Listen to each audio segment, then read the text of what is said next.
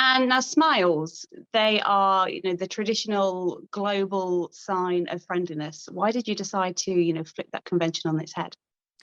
I mean, I think that there's a real strength in the inherent contradiction. Like you said, they're a symbol of friendliness. They're also really primal and innate in us as human beings. I think we learn to smile as babies, and so if I could take that and sort of, like you said, flip it on its head, and you allow the evil in the film to wear a smile as a mask, and teach the audience that it's the promise of a threat and something very dangerous. I thought that might get under audience's skin. And the whole film is pretty much from the perspective of Rose. The audience is right there with her. They don't know, just like she doesn't know what's real and what's not.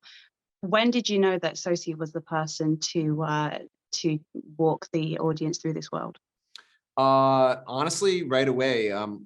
Sosie and I met and discussed the script and some of the references, and just really we're talking about the character. And after those early meetings, I called the studio and I said, we found Rose. And she's got this extraordinary ability to really draw you in, and ground a character with empathy and emotion, so that when she goes to these really heightened extreme places of anxiety and fear and distress, you go with her and you really care about the character. And we knew everything would hinge upon that.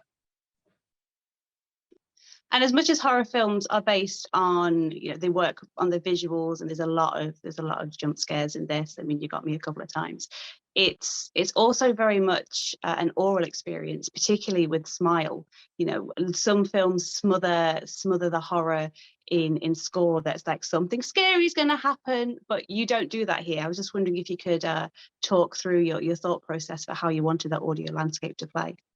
Yeah, definitely. I think that the sound of a film is incredibly important, especially in a genre film. And it's something that I really worked on with my collaborators from an early stage. We talked a lot in prep, and I got to give a lot of credit to my composer, Cristobal Tapia de Veer, and the sound designer of the film, Dan Kenyon, and the way we were able to take the score and the sound design and create this like really unique, bespoke soundscape that was both kind of potentially its own character in the film, but also really placing you in the feelings and anxiety of the character.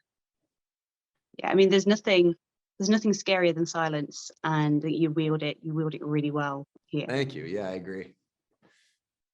And the film started in a way as a short. I mean, you've had a busy couple of years. Laura Hasn't Slept was what, 2 years ago at South by, and then here you are now with your feature debut. What's that journey been like? It's been nothing short of a dream come true. I feel so lucky and sort of humbled that Paramount and my producers at Temple Hill, were able to see the vision for the film and got behind it in such a big way and really supported it, and allowed us to make the movie the way I think it deserved to be told. And it's an enormous amount of work, but I just hope that audiences really connect with it. And I'm in the UK, as a Neighbours fan, I have to thank you for bringing Caitlin back. She's known to us over here as being Rachel Kinski. I mean, what an incredible performance for her, for a role that's not necessarily in the film too much. Yeah, I think Caitlin's amazing. She was in my short film, and I really, really loved working with her.